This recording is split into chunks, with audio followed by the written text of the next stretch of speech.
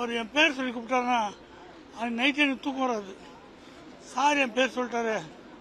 ஏன்னா நான் ஸ்கூல் படிக்கும் போது ஒரு படம் பார்த்து அதில் கவர்ந்து சினிமாவுக்கு வந்து டேரக்டராகி வந்தேன்.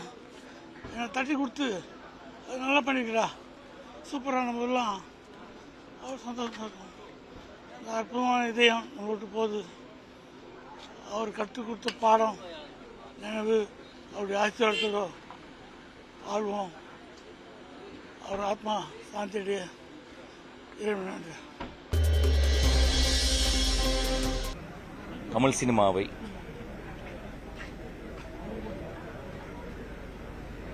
தமிழ் மண்ணை நோக்கி இழுத்துச் சென்ற வெளிச்சத்தை காட்டிய ஒரு மாபெரும் கலைஞன். தமிழகத்தில் எல்லோரும் அம்மா என்று கூப்பிடும் பொழுது அப்பா என்று கூப்பிட வைத்த ஒரே தந்தை.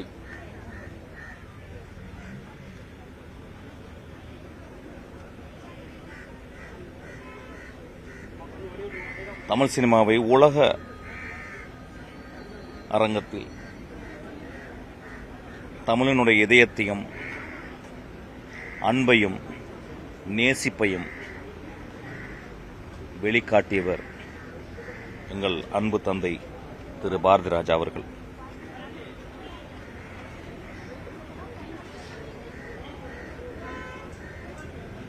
கலைஞர்கள் எப்பொழுதும் இறப்பதே இல்லை. அதுவும் மகா கலைஞர்கள் அவர் இருந்த காலத்தில் மட்டுமில்லாமல் அவங்களுடைய படைப்புள் மூலியம் சாகாவரம் பெறுகிறார்கள். அப்படி சாகாவரம் பெற்ற